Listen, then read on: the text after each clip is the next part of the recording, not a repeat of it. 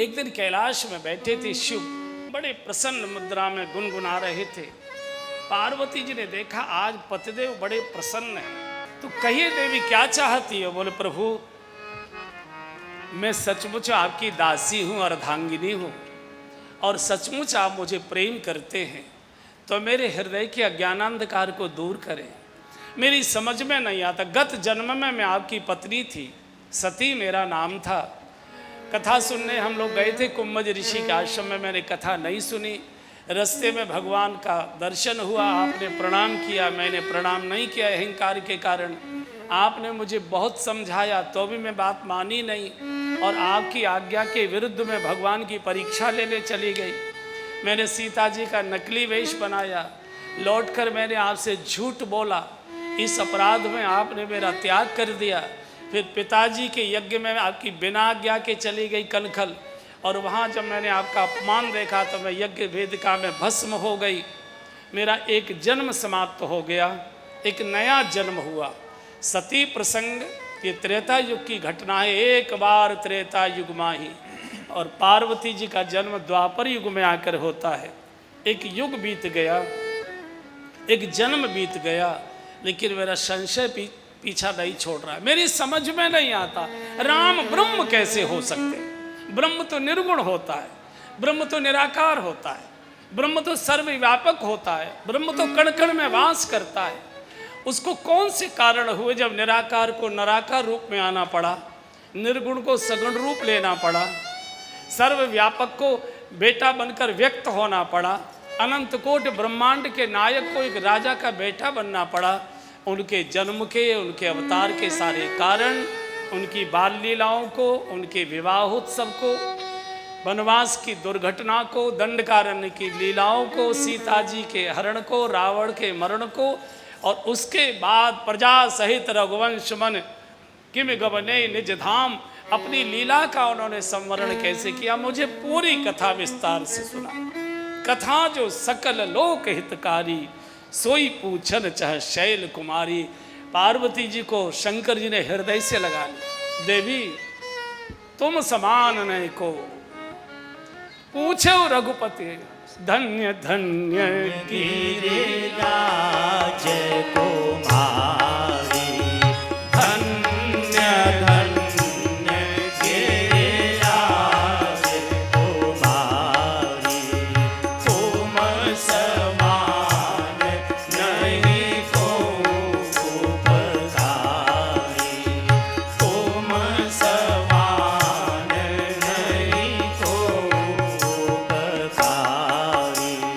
पूछे रघुपति कथा प्रसंगा, पूछे रघुपति कथा प्रसंगा, सकल लोक जग पावनी गंगा, सकल लोक जग पावनी गंगा।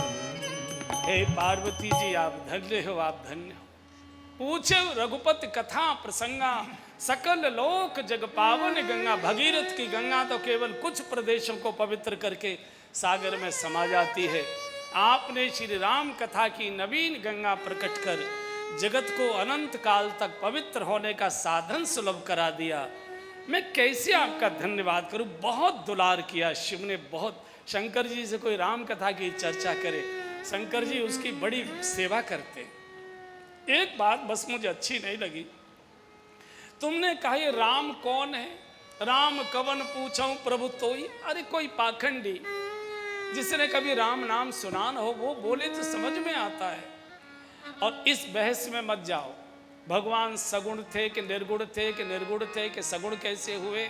नहीं, सगुण ही अगुण ही नहीं कछु भेदा।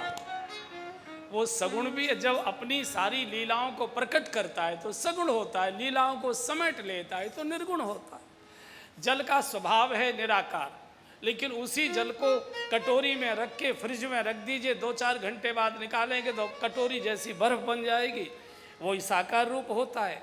तो जैसे जल को बर्फ बनने का एक वैज्ञानिक सिद्धांत है, जब जल का तापमान गिरते गिरते 0 डिग्री सेंटीग्रेड पर आता है तो निराकार जल जमकर साकार बर्फ का रूप धारण कर लेता है। देवी भगवान का भी यही सिद्धांत है। जब भक्तों के आंसुओं का तापमान रोते रोते रोते रोते गिरते गिरते जब 0 हो जाता है तो निराकार ब्रह्म साकार होकर प्रकट होता है। बोल भाई क्या चाहता मैं आगे। और हे देवी, भगवान खोजे नहीं जाते। कहाँ खोजोगे? कौन ठिकाना है? क्या हुलिया है? वृंदावन खोजने जाते हैं, वृंदावन वालों से पूछ लो, मिले हैं क्या कभी? भगवान खोजे नहीं जाते, भगवान पुकारे जाते हैं। जहाँ से पुकारोगे, जिसने भी भगवान को पाया है उसने भगवान को पुकारा है, भरे हुए हृदय से, रुंधे हुए गले से, कप कपाते होठों से, डबडबाती आंखों से, गिड़गिड़ाते स्वर से, बिल्कुल दर्द भरी आवाज़ों से। जिसने भी भगवान को पाया है सब रोए हैं, सब ने रो के पुकारा है। किसी ने लिखा है, हमारे ब्रजवासी ने भजन लिखा है, किस किस ने पुकारा? गज ने पुकारो, मैंने करुण बिसारो, और ग्राहक को सछाड़ो, सुनी प्रेम की पुकार। गज ने पुकारो, मैंने करुण बिसारो, और ग्राहक को पछाड़ो, सुनी प्रेम की पुकार। द्रौपदी पुकारी, सुधी लीजय बनवारी, मोहि आस है तिहारी, कहो जाऊं काके द्वार। द्रौपदी पुकारी, सुधी लीजय बनवारी, मोहि आस है तिहारी, कहो जाऊं काके द्वार। सुनी देर नहीं करी, देर मैंने सुनी देर नहीं करी, देर मैंने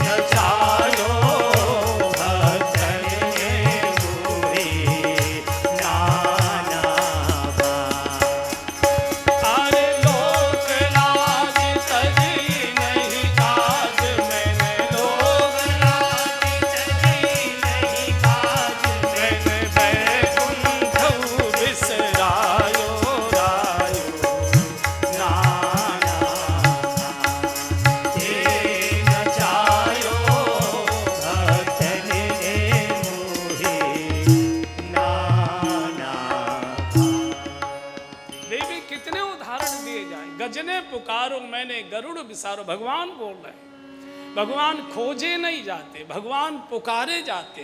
कहाँ खोजोगे? जहां बैठे हो, कुटिया के भीतर, गुफा के अंदर, कमरे के अंदर ताले लगाकर वहां बैठकर रो रो कर पुकारो, भगवान वहीं प्रकट होता है। भगवान प्रकट होता है।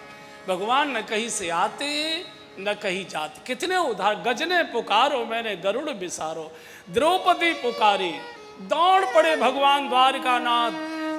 दुशासन की भुजा थकित भई, बसन रूप भय श्याम। सारी बीच नारी है कि नारी बीच साड़ी है, कि साड़ी ही की नारी है, कि नारी ही की साड़ी है। 80 हाथियों का बल जिस दुशासन के अंदर था, हाँप गया, उसके हाथ से छूट गया, इतना थक गया, भगवान ने साड़ी का रूप धारण कर दिया। जैसे ही द्रौपदी ने पुकारी, हाँ द्वारकानाथ रक्षा करो, श्री कृष्ण महायोगिन, जैसे ही उन्होंने पुकार लगाई, एकदम भगवान ने नया वस्त्रावतार धारण कर लिया। सारी बीच नारी है कि नारी बीच सारी।